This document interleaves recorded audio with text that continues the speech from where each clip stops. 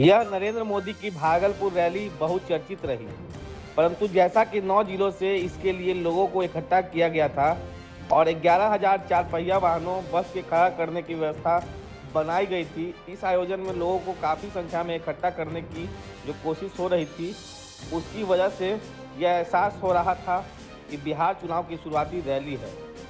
इस समय तरह तरह की खबरें बनने लगते हैं। खबर यह आई है भागलपुर और पटना के बीच में 4 घंटे से कम समय में आने जाने वाली 16 रैक की वंदे भारत ट्रेन शुरू की जाएगी। उप मुख्यमंत्री विजय सिन्हा ने घोषणा कर रखी थी कि प्रधानमंत्री का बिहार आना बिहार के भाग्य का उद्धार करेगा। योजनाओं की घोषणा हो रही थी।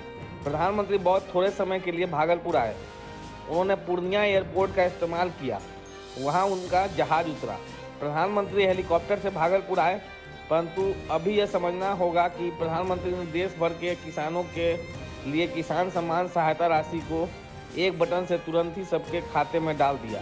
इस तरह भागलपुर से देश भर के किसानों के खाते में 20,000 करोड़ रुपए से अधिक राशि का तोहफा प्रधानमंत्री ने दिया। करीब 22,000 करोड़ रुपए एक क्लिक पर देश भर के किसानों के खाते में पहुंचे हैं।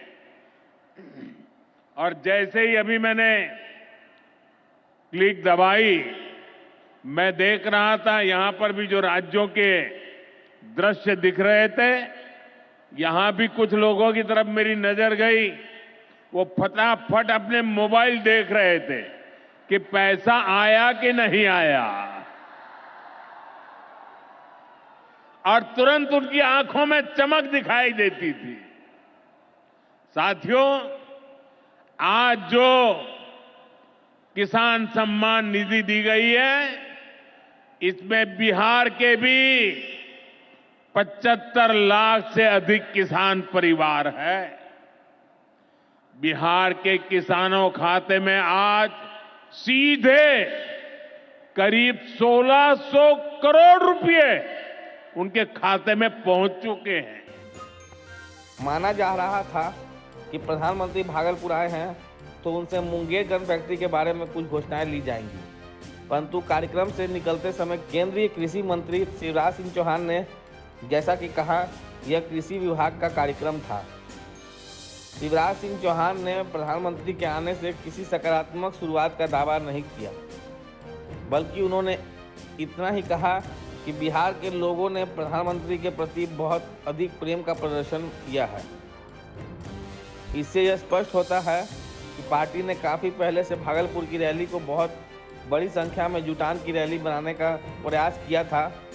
यहां बिहार में कृषि के क्षेत्र में 3 नए सेंटर ऑफ एक्सीलेंस की भी स्थापित किए जाएंगे। इनमें से एक हमारे भागलपुर में ही स्थापित होगा। यह सेंटर आम की जर्दालू किस्म पर फोकस करेगा। 2 और केंद्र मुंगेर और बक्सर में बनाए जाएंगे।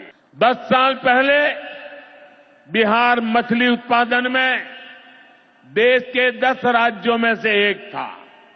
आज बिहार देश के टॉप 5 बड़े मछली उत्पादक राज्यों में से एक बन चुका है। फिशरीज सेक्टर पर हमारे फोकस का बहुत बड़ा फायदा हमारे छोटे किसानों को हुआ है, मछुआरे साथियों को हुआ है। कई कृषि उत्पाद ऐसे हैं जिनका पहली बार निर्यात शुरू हुआ है, एक्सपोर्ट हो रहा है। अब बारी बिहार के मखाना की है।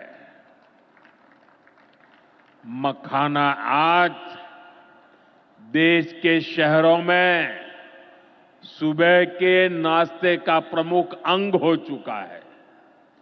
मैं भी 365 दिन में से 300 दिन तो ऐसे होंगे कि मैं मखाना जरूर खाता हूं। ये एक सुपर फूड है जिसे अब दुनिया के बाजारों तक पहुंचाना है। इसलिए इस वर्ष के बजट में मखाना किसानों के लिए मखाना बोर्ड बनाने का ऐलान किया गया है। प्रधानमंत्री ने यहां आकर विदेश में भारतीय कृषि उत्पादकों के निर्यात के बढ़ने का दावा किया। मखाना निर्यात और मखाना विकास के संदर्भ में केंद्रीय बजट की घोषणा का दावा किया, परंतु प्रधानमंत्री नरेंद्र मोदी की बहुत चर्चित भागलपुर रैली ने बहुत सकारात्मक घोषणाओं से ज़्यादा नकारात्मक बयान दर्ज किया गया। प्रधानमंत्री ने फिर वही चारा घोटाला की बात की।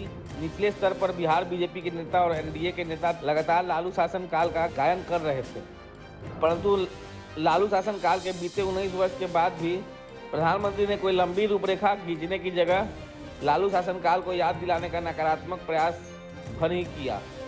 कह सकते हैं कि खोदा पहाड़ और निकली चिड़िया। एनडीए सरकार भारत की गौरवशाली विरासत के संरक्षण और वैभवशाली भविष्य के निर्माण के लिए एक साथ काम कर रही है, लेकिन ये जो जंगल राज वाले हैं, इनको हमारी धरोहर से, हमारी आस्था से नफरत है। इस समय प्रयागराज में एकता का महाकुंभ चल रहा है।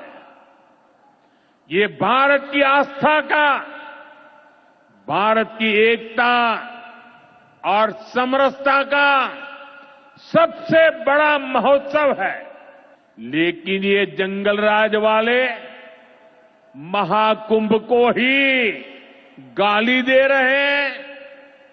महाकुंभ को लेकर भद्दी भद्दी बातें कर रहे हैं। राम मंदिर से चिढ़ने वाले लोग महाकुंभ को भी कोसने का कोई मौका नहीं छोड़ रहे हैं।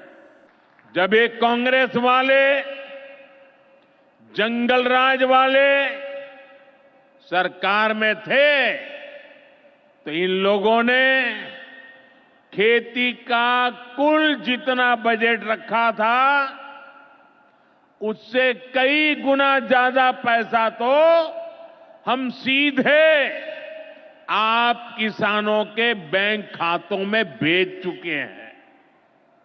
ये काम कोई भ्रष्टाचारी नहीं कर सकता है। ये काम वही सरकार कर सकती है जो किसान कल्याण के लिए समर्पित है। साथियों, कांग्रेस हो, जंगलराज वाले हो, इनके लिए आप किसानों की तकलीफ भी कोई मायने नहीं रखती। पहले जब बाढ़ आती थी, सूखा पड़ता था, ओला पड़ता था, तो ये लोग किसानों को अपने हाल पर छोड़ देते थे। 2014 में जब आपने एनडीए को आशीर्वाद दिया, तो मैंने कहा ऐसे नहीं चलेगा। एनडीए सरकार ने पीएम फसल बीमा योजना बनाई। इस योजना के तहत 2.25 लाख करोड़ रुपए का क्लेम किसानों को आपदा के समय मिल चुका है।